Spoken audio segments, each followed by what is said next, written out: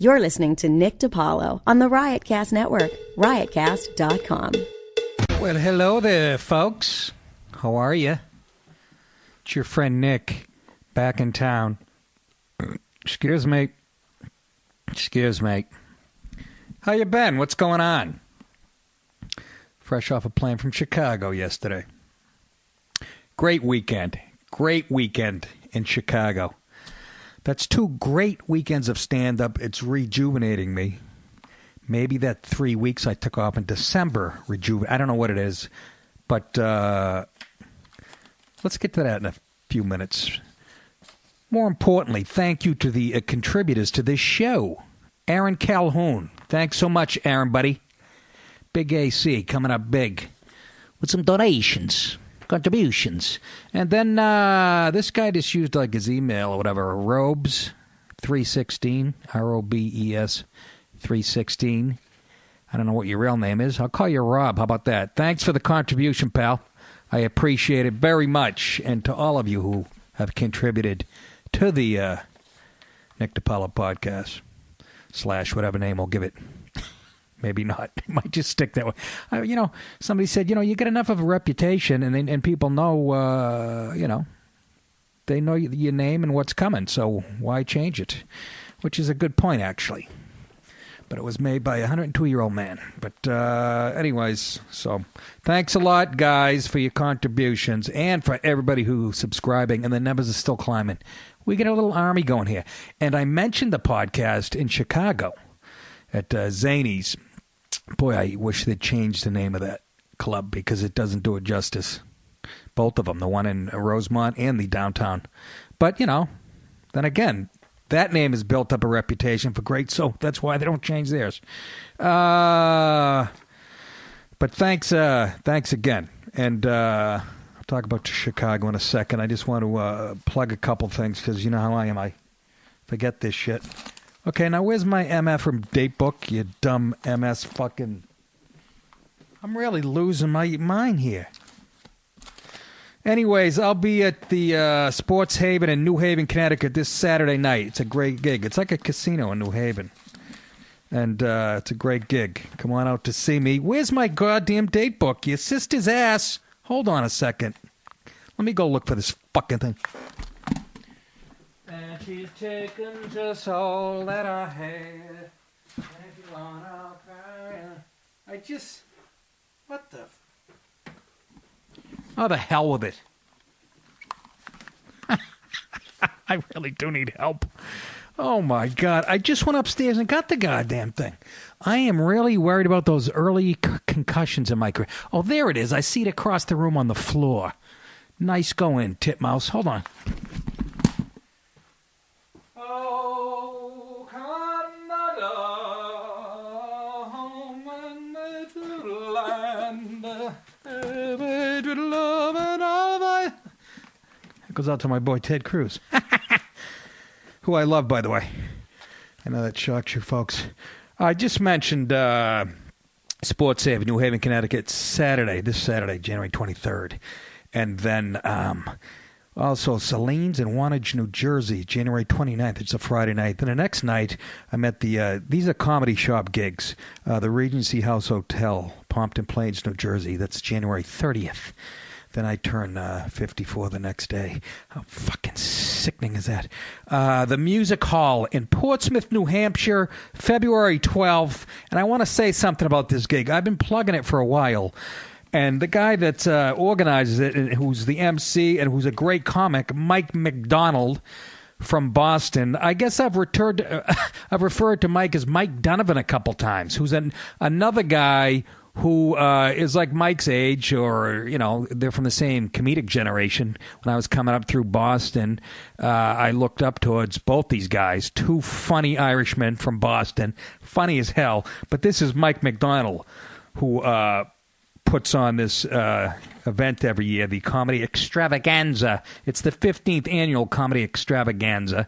And obviously Mike will be there, and myself, Christine Hurley, Paul D'Angelo, who's been voted like the funniest guy in Boston 11 times. I don't know why I'm following him and why he's not... I know Paul very well, and Greg Murphy, all very, very funny people at the Music Hall in Portsmouth, New Hampshire, Friday, February 12th at 8 p.m. The phone number is 603-436-2400 for tickets. Go to themusichall.org. And get your tickets. A portion of the evening's proceeds goes to support Seacoast Food Pantry and Crossroads House. Which makes me nervous because, me. This is for a good cause, and I hope Mike McDonald's not setting me up with my right-wing politics, because he's, I think he's at the opposite end of the political spectrum, but he's a good dude. He wouldn't do that to me, would he? That's how paranoid I am. Maybe it's because I just smoked a big fatty while I was sitting on the toilet. No, it's a joke. But anyways, I'm looking forward to that. Portsmouth, New Hampshire. I would live there in a second, by the way. That's about a half hour north where I grew up, right over the New Hampshire line. And just a sweet town, a coastal town, and can't get more New England. Just love it up there. So, again, it's Friday, February 12th with Mike McDonald as your MC for the evening and one funny SOB. So is Mike Donovan, by the way. No disrespect to Mike Donovan. That guy used to make me cry. I'd laugh so goddamn hard.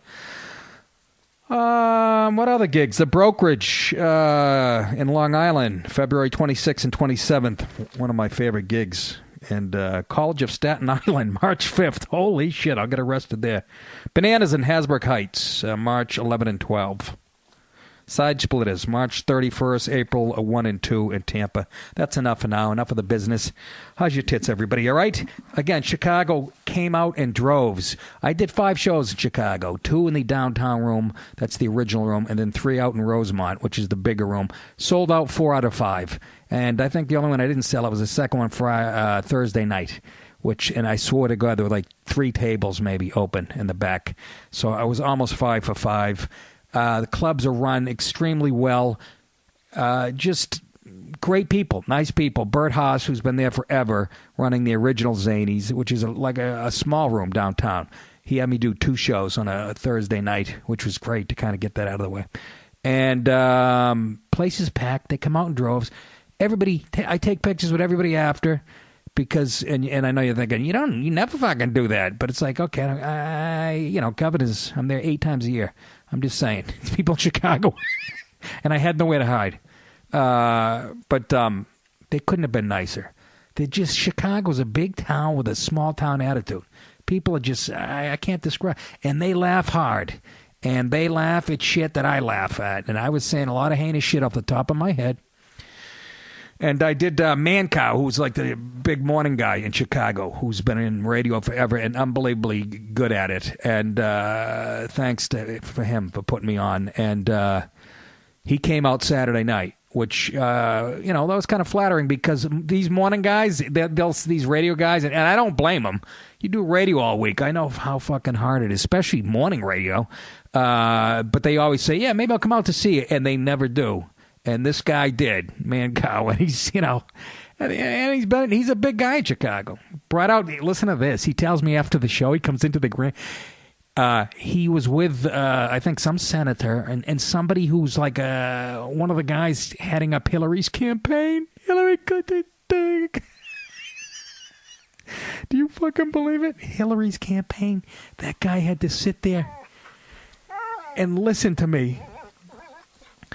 Savage her like I always do, and Mancow said they were laughing their balls off, and they probably fucking, the guy probably hates your guts even though he works for her, but I almost shit my pants when he told me that. But that's these guys, So anyways, thank you, Mancow. That was great for coming out and for putting me on the show, and Steve Cochran show and Jonathan Brandmeier. Great radio, and again, we hate that part of the job, comics. We talked about this before. But those guys are like seasoned veterans, and I was on with Mancow for like an hour and a half. And as a result, again, I don't mind doing radio if you know it's going to result in something. But, a lot of these gigs, they go, hey, we got an AM sports talk show for you at 4 in the afternoon. And it's not going to do diddly fuck, but you do it anyways. Because you don't want to be labeled as difficult. Anyways, they came out in droves. So, and Rosemont, which is like a 250-seat club, sold out all 3 of those shows. And the podcast, like I said, I mentioned it, and it got a lot of recognition from the audience, which gave me a nice chub, which made it embarrassing because I was wearing those tight red leather pants that I do comedy in now. I don't know if you've seen them. And so it was a great weekend. That's 2 weekends in a row of staying. It almost revived my faith in this business, but again, whatever. This is how it is. You get excited about something, then I'll get kicked in the nuts tomorrow. But that's life, isn't it? You just keep going forward, motherfuckers. I guess a bunch of young comics kept coming up to Mike McDonald and going, hey, you're not going to like this, but Nick DiPaolo called you Mike Donovan. I guess he's heard it a few times. I'm not the only one to make that mistake. But he told me in a text. Anyways, come out and see that show. What the fuck else? Americans freed from Iran. This is the latest update, what we know in the swap. We got the Americans that were freed were Washington Post journalist Jason Rezaian, Marine veteran Amir Hekmati, Christian pastor Saeed Abedini, and Nostrotolo Khosravi Rodsari. Those are the 3. And a hostage to be named later. We're looking for a closer out of Tehran, somebody with a good cutter. They were released as part of that big prisoner swap.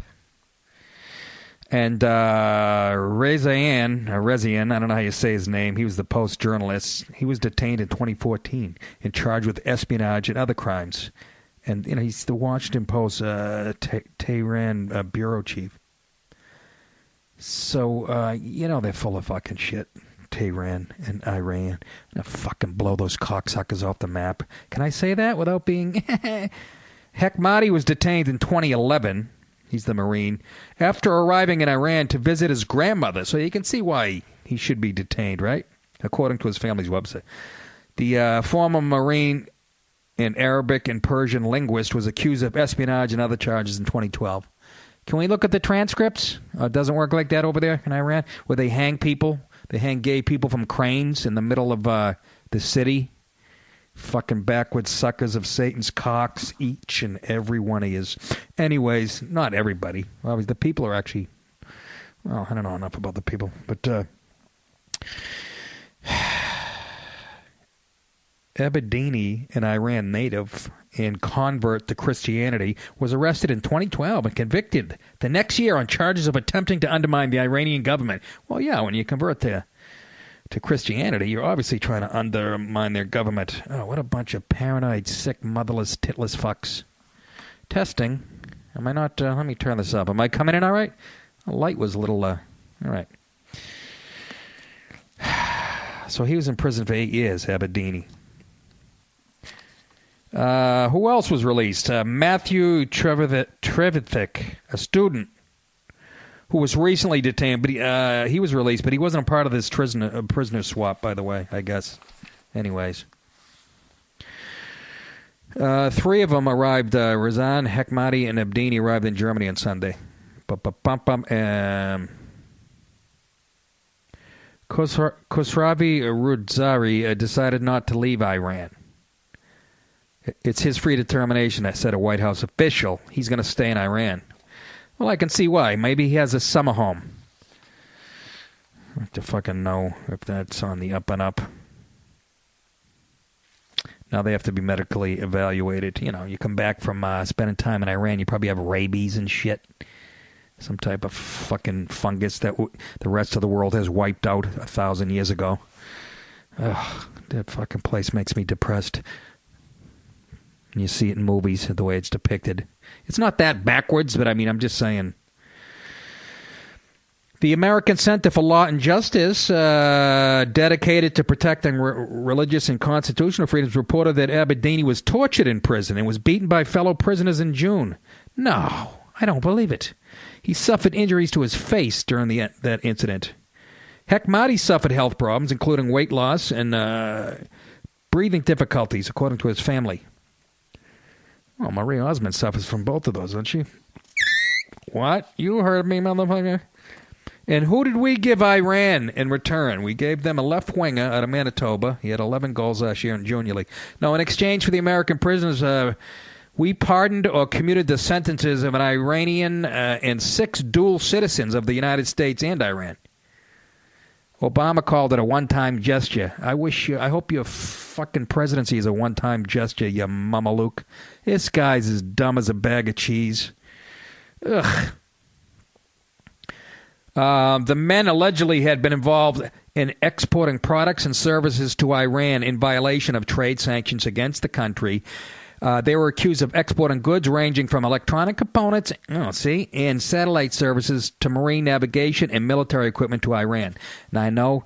Do you see the thing here? So we got back 4 or 5 people who really did nothing. Trumped up charges, and I'm sure you're going, well, how do you know that, Nick? I fucking know, okay? And we gave them back 7 jerk-offs who actually committed crimes. And again, I can hear the fucking libs going, oh, really? You're going to trust the U.S. government? And how do you know those weren't trumped up charges? I know. I called Ted Cruz last night. So basically, we gave back 7 scumbags and got 5 people who shouldn't have been detained in the first place. Anyways, who cares about their names? Afghai, Faridi, and Mechanic, and Nima Goslant were pardoned. Modanlo, Araj Garham, and Sabut. Are you fucking kidding me? Just their names alone, they're guilty. I know that's wrong to say, but come on.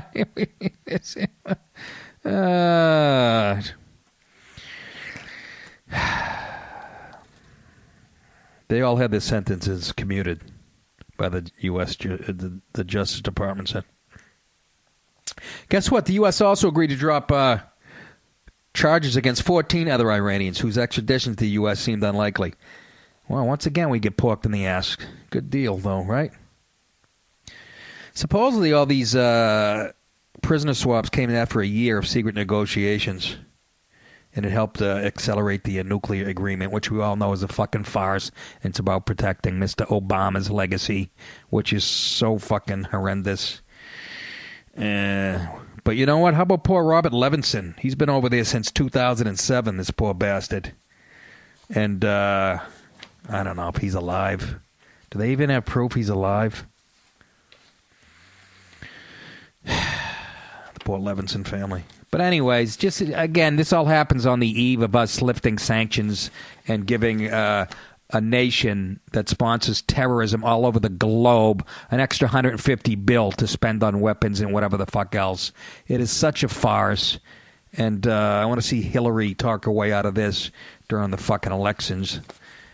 She's going to take credit for shit. She can also take blame for stuff. Ugh, yuck, poo. Right, Mrs. Clinton? You big, thick ankles. Oh, Hillary. Just joking. Don't be crying now. Take it easy, girl. Down, girl. Throw her a fucking milk bone. Apparently her husband wouldn't. Kill her, God. So that's what we know about that deal. They asked Hillary about this on one of those Sunday morning shows. I guess they asked her to comment on Rubio's comment about Obama, and this Iran swap thing and the whole. But listen, I want you to listen to Hillary's answer. The question is, I think it's Stephanopoulos, one of those guys, asked her to comment on what Rubio said. Listen to her bullshit for a good minute and a half and never answer the question. Again, the question is, what do you think of Rubio's statement? Watch her do an end run that it's fucking hilarious. And I know you're going to go, well, all politicians, nobody does it more than her and more effective. She reminds me of me, like I said in high school, and I had an essay question to answer in longhand, and you just bullshit for the first 11 sentence of your answer is just almost repeating the question and total bullshit. But listen to her, listen to the question, and her fucking never really get to the answer and work in, how great she was as Secretary of State. But listen to this. First, the news that the American hostages from Iran are heading home this morning. Donald Trump not giving the president any credit, and Marco Rubio says it's going to create incentives for other U.S. adversaries to take hostages. Does he have a point? Well, look, I'm pleased, like I hope everybody is, that we have American citizens coming home this morning from Iran. Yeah, they were right there. I'd go, stop, that's not what I asked you. And I did a lot of work on these issues when Americans were bring that up again. Being picked up, falsely charged, and imprisoned to get them home. So I applaud the fact that that's happened. We still don't see Bob Levinson coming home, so we have unfinished questions and business still. But I think this is a part of what we're going to be pursuing, persistent, patient diplomacy. Today's also the day that we have verified the Iranians have followed through on the requirements under the nuclear agreement. They have shipped out the vast majority, I think it's up to 98% of their enriched uranium. They have poured cement into one of the reactors we worried about because of a... Again, the question was, what do you think about Rubio's statement saying this makes an incentive for other regimes to kidnap Americans? We wanted to comment on his comment. Look at you still going like the Energizer Bunny. Plutonium potential threat. They have destroyed centrifuges. So this is the kind of smart diplomacy I was proud to be a part of in the first administration of President Obama that we're just going to have to be persistent with because we have a lot of problems with Iran. Their aggressive behavior, their destabilizing of neighboring states, their continuing military support for Assad and so much else.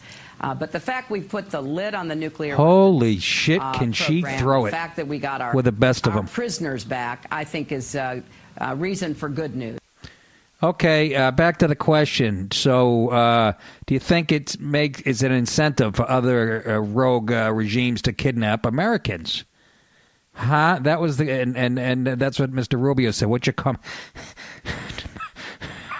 Fuck you! Fuck you! Every time I see her. Oh, the shit I was saying about her on stage in Chicago, and they were laughing. I go, isn't she a Chicago person? So's Obama, fucking Rama. Man, you give us some of the fucking worst people on the face of the planet. But how was that for an ass end run? Thank you. Unbelievable. Oh, she can sling it. The answer to the question is, by the way, I'll answer it for her. Yeah, it is. It does make an incentive. And you know how we know that? There's already a story now. Iraqi security forces scrambling Monday to locate several Americans kidnapped in Baghdad over the weekend. There's your answer, you dinkweed. And you're going to go, well, maybe it happened before Sunday when she was on the fucking show. Doesn't matter. It doesn't matter. People know what's going on behind the scenes and that we cut a deal. It's already happening. Okay? Ala al-Saad, a spokesman for the American Embassy in Baghdad, confirmed Sunday that some U.S. nationals were missing in Baghdad. The U.S. Embassy would only confirm that several, quote-unquote, Americans were missing. See? It's just proof. Iraqi forces were looking at two main scenarios. The first was that the Americans in the Iraqi interpreter's car were stopped by militants in military uniform in the neighborhood of Dora. There was also a possibility that the four were taken from an apartment in the same part of town. Iraqi officials were also working under the assumption that a Shiite militia was responsible for the kidnapping. The two most powerful Shiite militias in Baghdad are Asib al-Haq, that's AAH, and the Hezbollah Brigades. A third smaller militia, Saraya al-Salam, is loyal to Shiite firebrand leader Muqtada al-Sadat.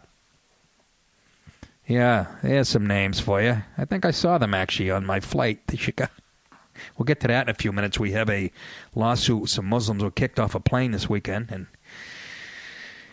I say, so what? But we'll get to it because I don't want to, shouldn't be unfair to people. But so doesn't that answer the question though? That now we have Americans missing in Iraq. Doesn't that pretty much confirm the fears of like Marco Rubio saying, yeah, it creates an incentive to kidnap Americans over there? The answer to that is to yes, fuckface. Talking to myself. Do you believe the shit? Do you believe it? This guy makes Jimmy Carter look like Reagan. They are pissing all over us. You can refute it all you want.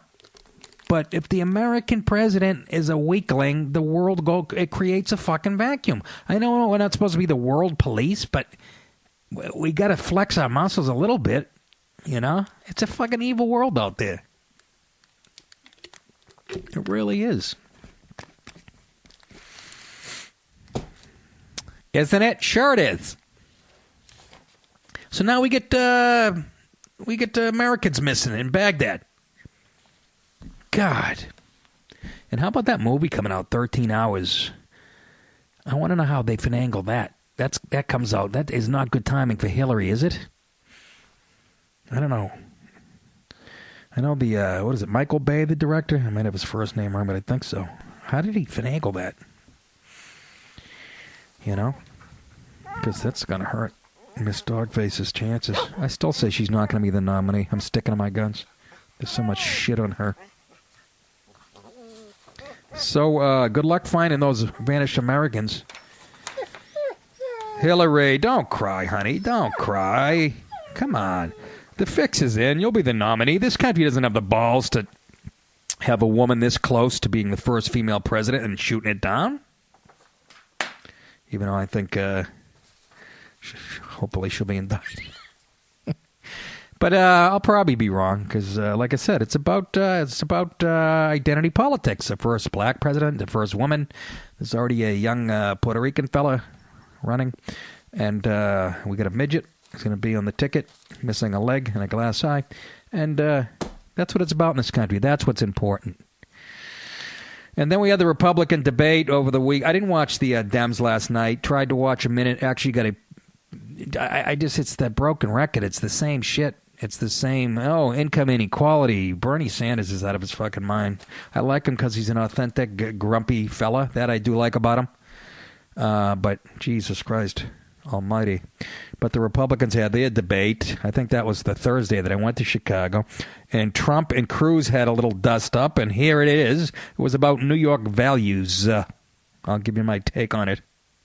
I think most people know exactly what New York values are. I am from New York. You're from New York, so you might not.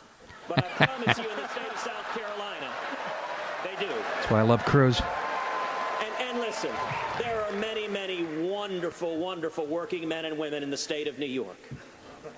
But everyone understands that the values in New York City are socially liberal or pro-abortion or pro-gay marriage, focus around money and the media. And I guess I can frame it another way. Not a lot of conservatives come out of Manhattan. I'm just saying. Conservatives actually do come out of Manhattan, including William F. Buckley and others. That's one. Thanks, Don. That's one. It's a great place. It's got great people. Nobody said it wasn't. Loving people. Nobody said they didn't.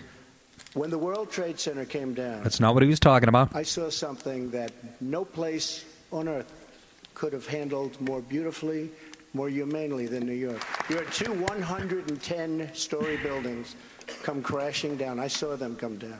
And we saw more death, and even the smell of death. Nobody understood it. And it was with us for months, the smell, the air. And we rebuilt Where's your hairspray, fella? Manhattan. And everybody in the world watched, and everybody in the world loved New York and loved New Yorkers. And I have to tell you, that was a very insulting statement that Ted made.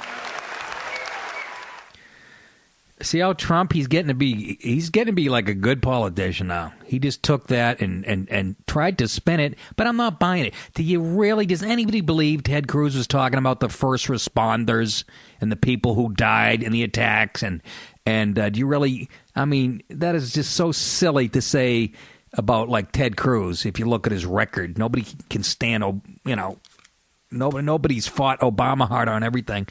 Not that he has anything to do with it. I'm just saying. just I'm not buying it. Okay, of course everybody loved New York and their spirit and everything, but you can't deny that the fucking loony left politically correct horseshit ideas that have fucking ruined this country, in my opinion, don't emanate from the Upper West Side of Manhattan and Los Angeles, the most elitist. I came to New York. I couldn't believe how arrogant people were when you got into talk. Again, I'm in showbiz, kind of showbiz, quote unquote. But when you get into talking to, I couldn't believe the arrogance, how they just assume, And I'm sorry, the rest of the country feels the way Cruz did, and I do too. And I love New York. I love New York City. It really is the greatest city in the world. He wasn't attacking, he wasn't questioning their courage or their integrity, New Yorkers, or their spirit. But, the values, come on. De Blasio? Doesn't that fucking say it all? You elected De Blasio? Dog shit. Even the libs don't like him. Anti-cop idiot. Dinkins. All with shitty records. It took Giuliani, hardly a liberal, and one of the most popular mayors, if not the most popular ever. So it was a nice touch at the end. It was very hurtful. That sounds so funny coming out of Trump, who, again, I love what he's done with this whole process. But, I think when it gets down to it, I don't care. You can't lose, man. You can't lose anybody but the Hillary. I was going to say Martin O'Malley or Bernie. I don't really know if they have a shot, although Bernie's leading in Iowa. And more people in Iowa that are voting consider themselves socialists? What the fuck has happened? Hoo. I can't. That one almost knocked me on my tits. But sorry, everybody's going, oh, Trump really won that fucking thing. Really? Well, then Cruz came out and apologized, and this is what he said. Hillary Clinton and Andrew Cuomo and Bill de Blasio have all demanded an apology. And I'm happy to apologize. I apologize to the millions of New Yorkers who've been let down by liberal politicians in that state. I apologize to the hardworking men and women of the state of New York who've been denied jobs because Governor Cuomo won't allow fracking, even though there have been many high-paying jobs just south in Pennsylvania. New Yorkers are denied the ability to provide for their families. I apologize to all the pro-life and marriage and pro-Second Amendment New Yorkers who were told by Governor Cuomo that they have no place in New York because that's not who New Yorkers are.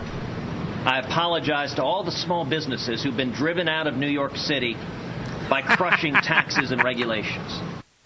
Exactly. Doesn't mean it's not a great city. It's a great place. Love New Yorkers. I love New Jersey people, too. It's been great since I came down here from Boston. But I'm just saying, even they, even some of the people, I think, who voted for fucking Comrade de Blasio wouldn't argue with what Cruz just said.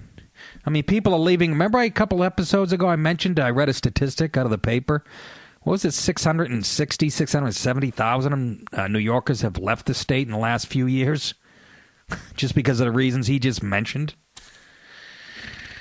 So again, everybody's saying, "Oh, Trump." But I think what people were saying was he didn't get all hyper and loud and obnoxious. He showed some real. It's the first time he showed quote unquote a soft side or whatever. But so watch out if he becomes a good politician. But like I said, I love what Trump's done with the process, man. Making all these other people look. Jeb Bush. Oh my God, I think I could debate him and fucking win. Low energy. Jesus Christ. That's an understatement. He's all sweaty and I feel bad, man. And they say he was a good governor. I don't know. Probably was. But his time has passed, dude. There's an angry electorate out there. You're the last thing we need. And he's doing just the way I thought he did with the Bush name. It's like having the Bush name is like having a moderate to severe plaque psoriasis, a nice patch of red bubbles on your elbow as you're approaching the salad bar. That commercial, I talked about it on stage. because his flight attendant had a rash on her arm, and I brought that up. But anyways, that's what the Bush name is like, having a nice patch of moderate to severe plaque psoriasis on your ass, and you're at a nudist colony. You wonder why you're not doing well at the hot tub. And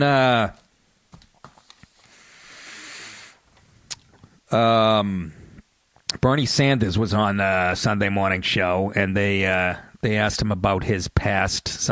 They brought up some statements he made. I think it was Stephanopoulos, one of those guys. Brought up some doesn't matter, they're all fucking horribly biased.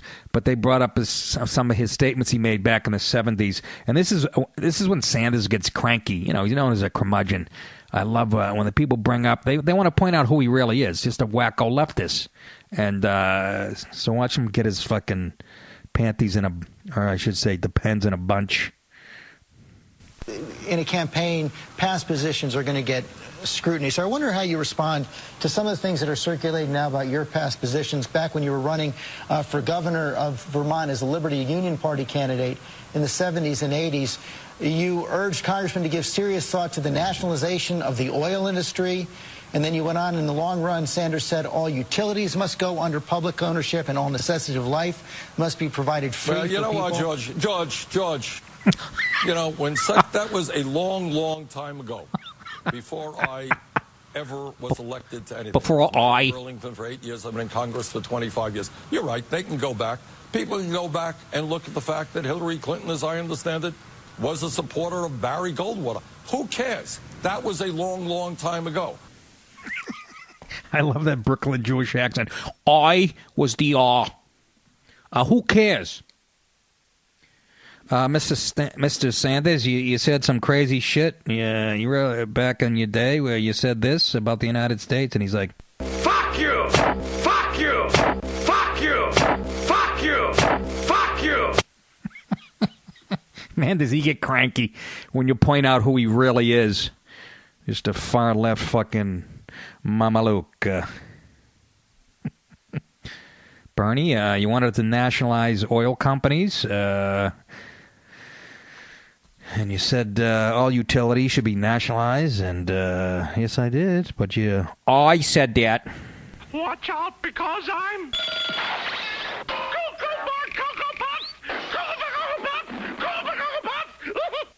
You also said this, too, Bernie, back in 1976. Hey, where are the white women at? Yeah. Oh, yeah. How goddamn. But again, at least he's authentic. Right? Those are people. At least he's authentic. Yeah, sure he is. Kind of. Anybody. I mean, standing next to Hillary looks real. For Christ's sake.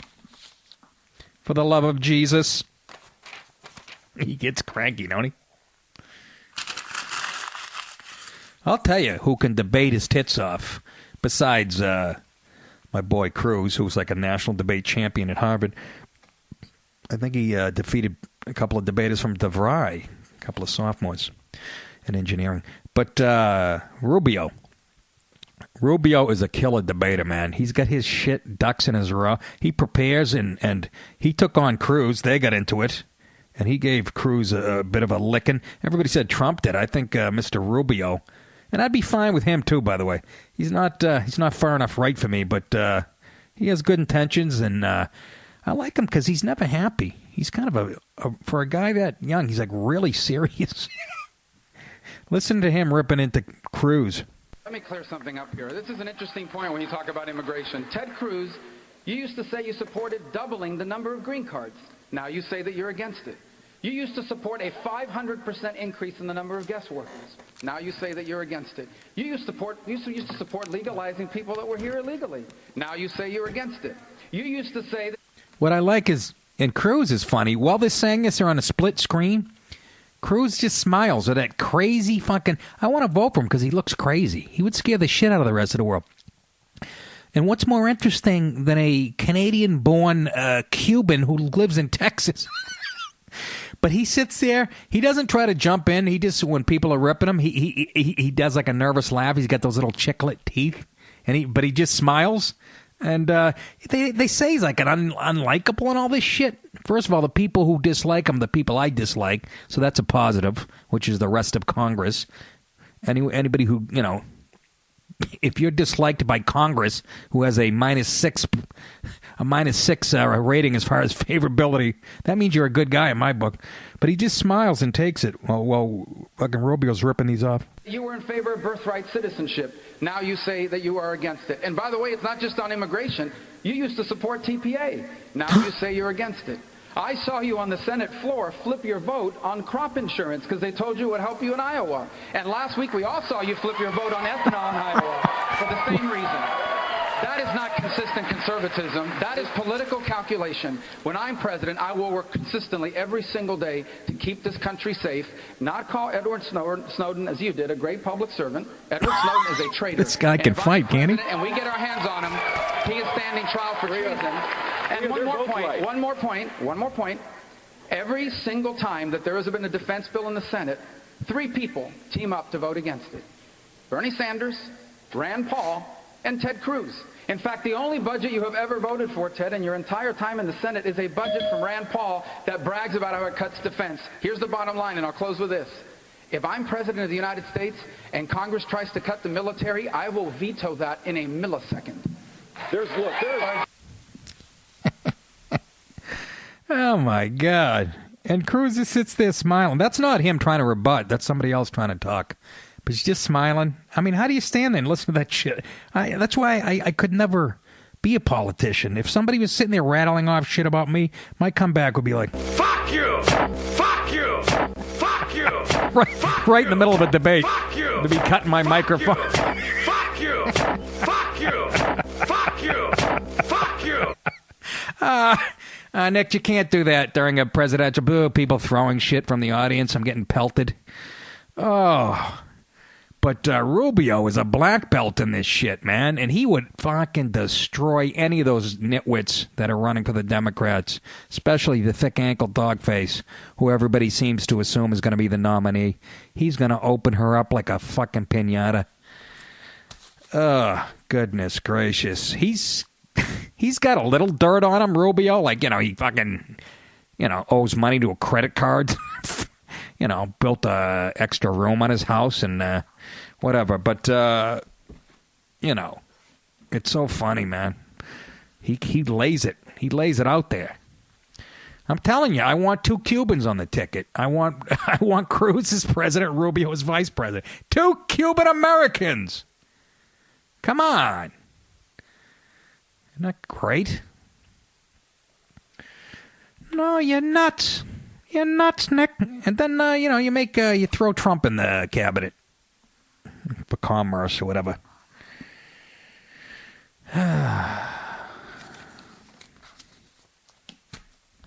So what's next on the agenda? Interesting story here. 4 Brooklyn men claim they were kicked off a flight for looking too Muslim. Really? Really? A flight attendant kicked 4 Brighton Beach. It's a part of Brooklyn, a lot of Russians. Kicked 4 Brighton Beach men off a recent, unless they meant Brighton Beach, England, which is a place, which is probably... No, I think I mean New York. From a recent flight from Toronto to New York for looking too Muslim. Yeah, sure, right. They're claiming their parents made the captain uneasy. A new $9 million federal lawsuit alleges this. Oh, God.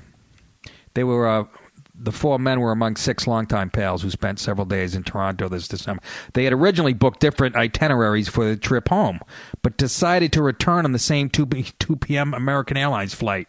Shan Anan and Famul Alam paid $75, and they paid it in hummus and camel shit. No, stop that. That's not right.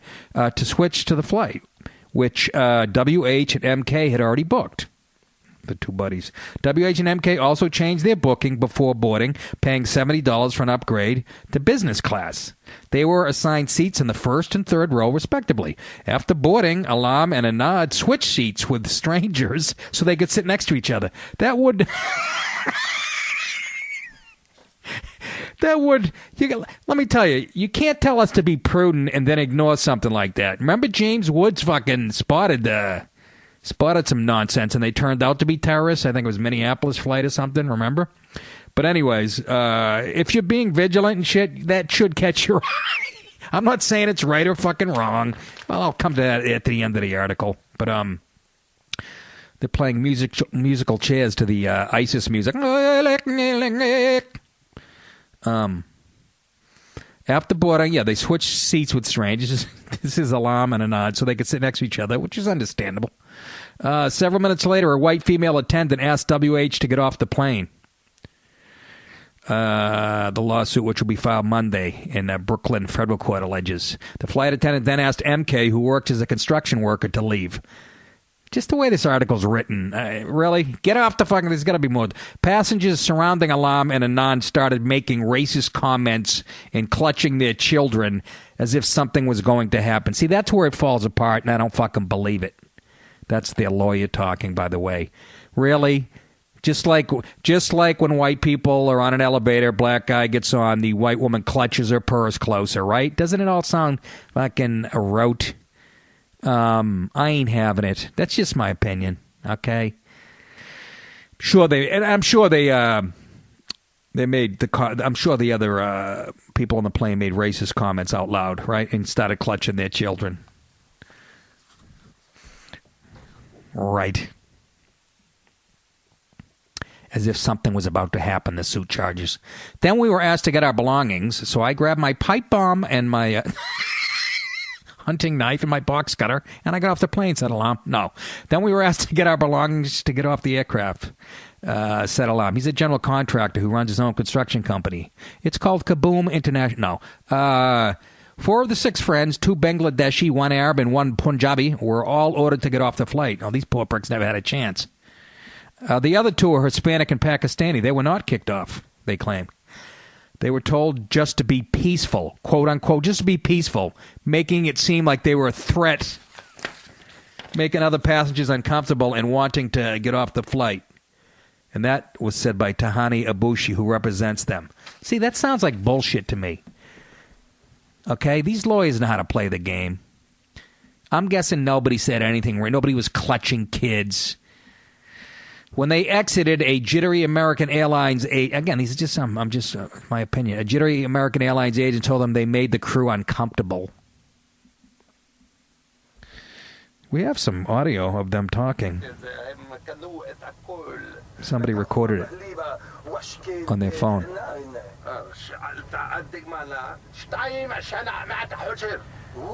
Bin Laden.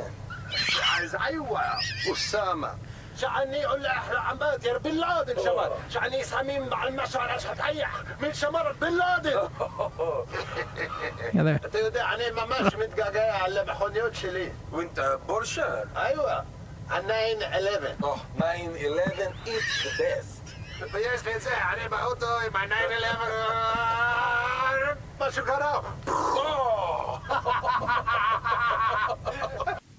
Of course that was from one of Sacha Baron Cohen's movies or whatever his name is. Come on, that was funny, folks. You don't like that? You're dead inside. When they exited, a jittery American Airlines agent told them they made the crew uncomfortable. Again, who would say that? Be stupid enough to say that.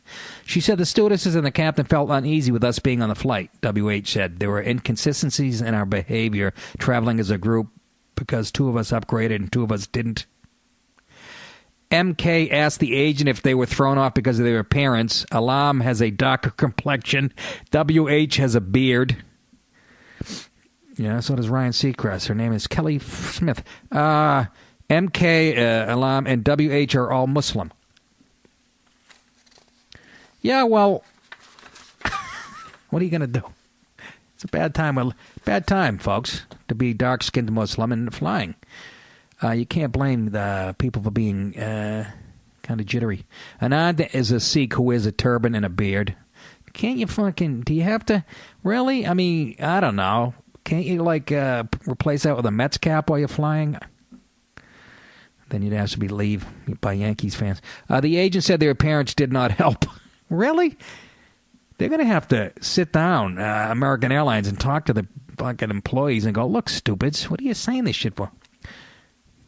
So the flight took off, leaving the 4 men behind. Later on, they were the captain of the flight that Anand and Alam had originally booked agreed to take the 4 men to LaGuardia. They're each seeking $1 million in compensatory damages and $5 million in punitive damages. See what I'm saying? Really? So the lawyers, you see what I'm saying? With such a litigious society, lawyers are such scumbags. So these guys should be set for life financially because somebody might have hurt their feelings or prejudged if they did indeed do that. Do you see what I'm saying? And I know you libs are all for that type of horse shit, but it is not the worst thing you can do. And if you're a good Muslim living in America, you go, you know what? I can understand why people are whatever. But $5 million, come on. And if it's American Airlines, if, you know, again, an apology, you know, okay, maybe a little bit of money, even that goes against, you know, it's like, sorry, guys, you can understand the times we're living in. We're a little, you know.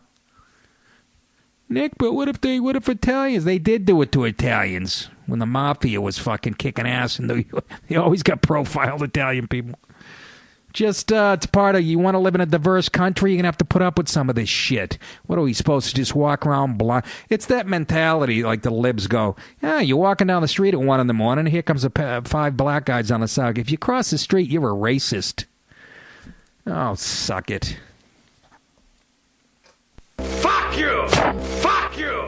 Fuck you! Fuck you! Yeah. So they want $1 million and then $5 million in punitive damages. Oh, yeah, you should be set for life because somebody hurt your fucking feelings. Said that on stage in Chicago. Give me a break. Give me an effing break.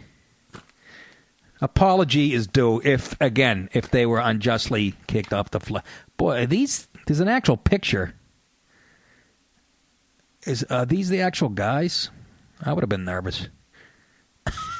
But they're like younger guys, and one of them's got like the turban thing on, but he's got a tattoo on his arm. Doesn't look overly religious, but the other guy, whatever. Again, it's not the worst thing that can happen. I just saw an email pop up on my screen from my sister Donna, and it said something about after taxes. I guess she's talking to my brothers and mother and sister or whatever. It says after, and I'll tell you what this means. I'll be stuck in this conversation. You know when people include you in a group text and they don't, or email group, whatever. I'm going to be in the next hour. They'll be going back and forth. Something I don't know what they're talking about. But she said it's only after taxes, but I'm happy. So maybe she hit a lottery ticket. She doesn't need it. Sister did pretty well. Her husband went to Wharton Business School. That was after he was an engineer, went to Cornell and got bored with engineering, went to Wharton Business School, graduated first in his class. One of these Ivy Leaguers that's so scary smart it makes me angry. So you 4 Brooklyn fellas, I hope, again, maybe you get a few bucks, but come on. And if this is indeed true.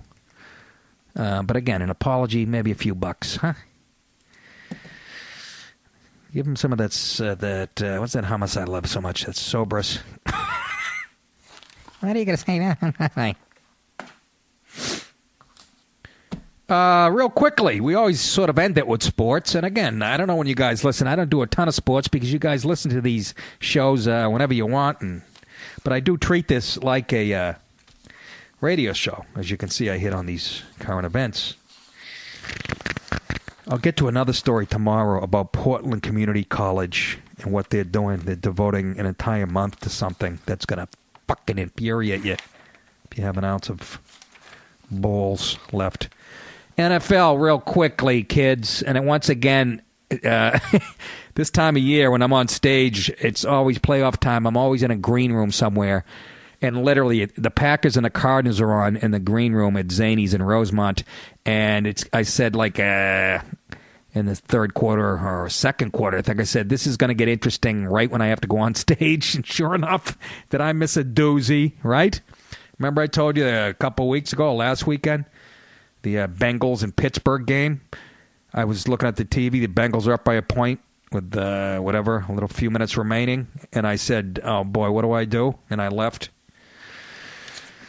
Anyways, this weekend, what happened yesterday? Oh, Panthers Seahawks. Panthers come up and put up 30. It's like 31-0 at halftime, and then the Seahawks come storming back, but come up short, 31-24, and makes me wonder about the Panthers defense, which is supposed to be fairly good, because remember the Giants? Giants came back. They were down 35-something in the third quarter against the Panthers, and they tied it up. And but anyways, the Panthers held on. And the Broncos over the Steelers, 23-16. Steelers were up there driving late in the game, and a guy fumbles for the Steelers, a poor bastard. Big-ass fumble. Peyton comes in, bang, bang, bang, who looks all right. He is not the shadow of what he had for an arm. But anyways, the Steelers handed it to the Broncos. Steelers played really well. They always do just enough, usually. I'm not that impressed with but they always find a way, the Steelers. And Roethlisberger was hurt, but he played great.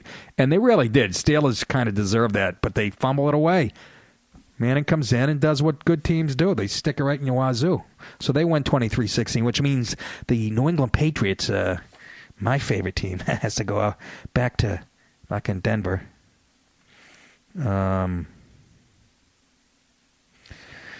But how about the game the game everybody's talking about? Obviously, the Packers-Cardinals. Packers-Cardinals. You know, a couple weeks ago, Rodgers against the Detroit Lions, like on a Thursday night, throws a Hail Mary at the end of the game. Remember that? I played the clip for you, I think. Well, anyways, comes down again. They're down by a touchdown. Last play of the game. And goddamn Aaron Rodgers. Aaron Rodgers does this. It's all about 5 seconds. They're going to bring pressure. Well, they did the last time, too, which I thought was pretty smart. They got Rodgers backpedaling. He resets Starks. They are going to bring pressure again. Rodgers is going to roll away, throws it up in the air, says a prayer, and Janice does it. Oh, stop it! Oh, please! What a catch! That's insane! That may be one of the great throws ever. Watch out, because I'm unbelievable. What a... They're talking about the throw, which was amazing because he was rolling to his left and threw to his right. But the catch, that Janice, the vertical leap on this guy, there's 2 Cardinals right next to him, and then he comes down, and the thing... It was like wedged in between his chest and his right arm. He didn't even really... It was crazy. It wasn't like he was squeezing it. It was stuck in there. And then some guy punched it out at the last second, but they ruled he already had possession. Un-effing believable. Why did I say effing? It's a fucking podcast, you big girl. Curse it up. I don't like to rely on it. But are you shitting me? Are you shitting me? Of course I missed that. I come in, I go, so what happened? And the other comedian's like, you're not going to believe. I go, get the fuck. He was telling me, I thought he was making it up. Because I was explaining to him how I always miss the ends of great games. Are you shitting me? Are you shitting me? But the Cardinals, I'm sorry, man. Carson Palmer is a choker. At least up to this point. He's a choker. He threw a couple of horseshit interceptions, and he's done it before. And there's a reason he has a shitty playoff record if he even has one at all. So,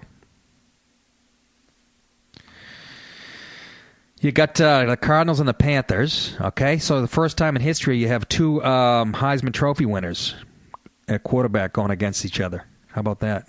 Cam Newton versus Carson Palmer. And I take the Panthers in that one. Cardinals, I don't know. They're a good team, but... I don't know. But again, because of Carson Palmer, I give the edge to the Panthers.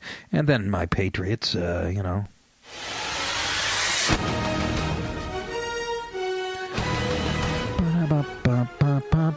They're a little bit healthy, finally. I think they're healthy. They went on to beat the Chiefs at 27-20. And if you're going to beat the Patriots, you know, you got to stop this combination. 3rd and 7 for the Pats, trying to get on the board first. 4 receivers set. Brady slings it. Touchdown! Gronkowski! The Patriots open with a bang. Then again later in the game. First down to the 16. Brady perfect on the drive. Brady delivers. Touchdown! Gronkowski! Who else? But here's the thing. I think Collins got hurt again on defense, and I know Gerard Mayo got hurt. I don't know this status. I haven't checked it before I went on the air here. But you can't go to Denver and have two of those guys, two of the best defensive players on that team. You got to be a little bit healthy, which they were for the Chiefs, and you see the difference. Edelman was dropping passes the first 5 minutes. I guess he was rusty as hell. But then, as soon as he got that rust off, and that's what you're going to have to do, right? You got to either stop, if you stop Gronkowski, then they're going to fucking throw to Edelman. You stop him, they're going to throw to Gronkowski. You stop them both, they'll go to Amendola. It's a dangerous situation.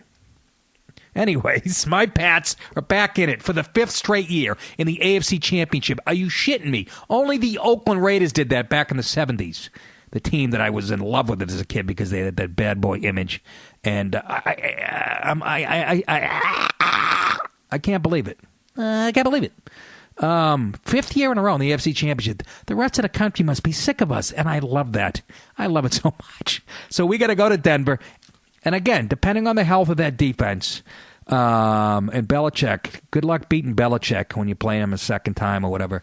But Brady always gets the best of Manning. Manning is not, and that's when Manning was healthy and good. Okay, Brady's still playing like he's 28. So, again, we got to put pressure on Peyton. It's not going to be easy anytime going to Denver. Always hated him. They were always tough. And so that's going to be a good matchup, huh? How about that? So I see the Patriots getting by Denver. I know that surprised you, but I do. And so do a lot of writers. And then I see them going against the Panthers in the Super Bowl. And I see us eating the Panthers for lunch like we did the last time we played them in the Super Bowl. But that's just my take, folks. Don't get too mad at me, okay?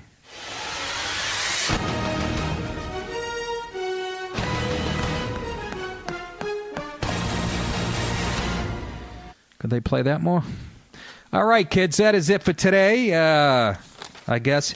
UFC, I watched that last night. My boy Joe Rogan does such a good job. Such a good job on that UFC. Sunday night, it was the TD Garden in Boston. And the big fight was, you know who?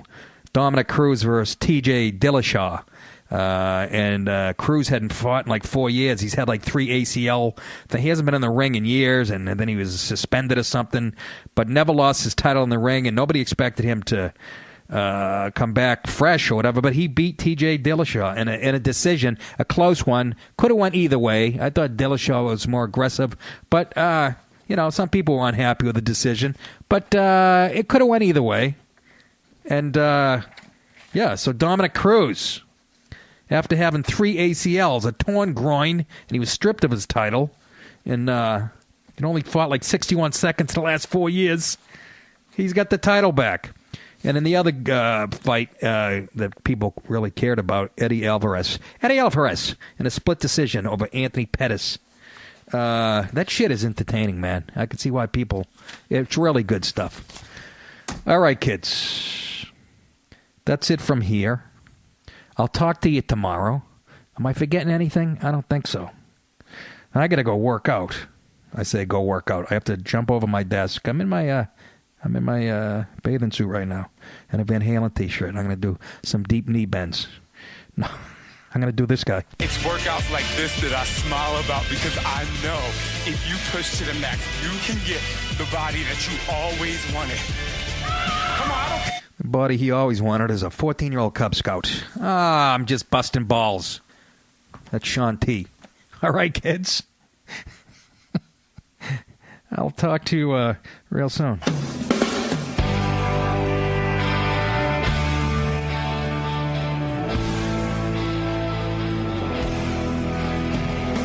I won't take all that they hand me down and make out just I'll wear a crown. And I'm not gonna take it all lying down. 'Cause once I get started, I go to town. 'Cause I'm not like everybody else. Fuck you! Fuck you! Fuck you! Fuck! I'm not like everybody else. I'm not like everybody else. Good day, everybody.